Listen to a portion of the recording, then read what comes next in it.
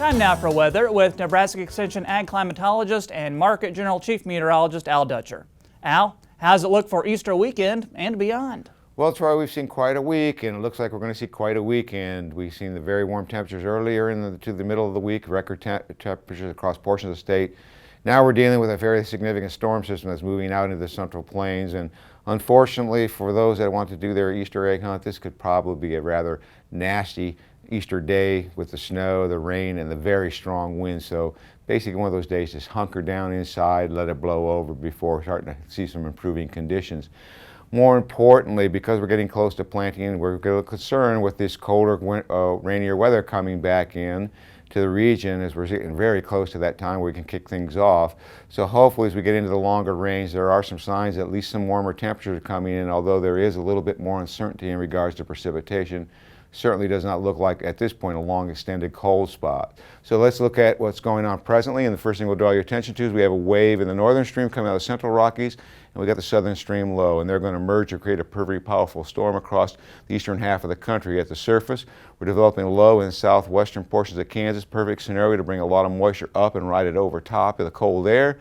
We start to see precipitation breaking out across northern Nebraska as we go through the evening and afternoon hours, and that will start to slide southward during the overnight hours, and the two systems will begin to merge and create one unified low pressure system moving up into the lower Ohio River Valley with cold air coming in well behind it. So we're going to get some pretty significant accumulating snowfall, and we're changing that over to all snow during the day.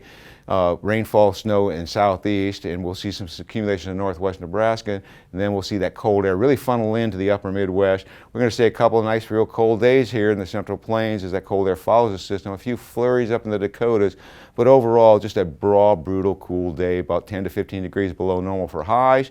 As we get into Tuesday, you see that cold air kind of spreads out across most of the eastern United States. High pressure permanently in control in the northern and central plains. That means we're going to still continue to see cooler conditions. There is an impulse coming on the back side of this system that may generate a few snow flurries, but we're going to see temperatures are going to be confined into the 40s to the low 50s in southwest. And as we go into Wednesday, we start to see some return flow around this high pressure system. So we start to see some moderation of temperature, particularly in western Nebraska. One system is expected to go through the southern plains, just skirting southern Nebraska, might kick off a few flurries of light precipitation.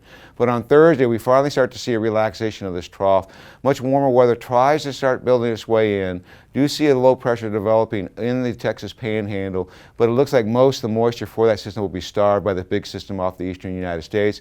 We'll start to see temperatures returning back to the 50-degree mark across eastern Nebraska, and then on Friday, another system moves through during the overnight hours into early Friday morning.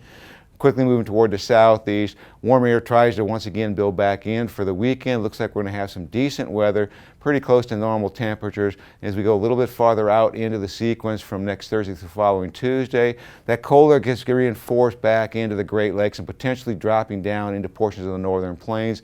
And in regards to precipitation, with a more northerly flow, precipitation source from the Gulf is not there, so we should see a drier pattern. The one fly in the ointment is that several waves trying to move out of the central Rockies may skirt southwestern Nebraska and into the western portions of the high plains region, so we'll watch out for that. But overall, looks like a very rotten week coming up before we start to see a warming trend the third week of the month.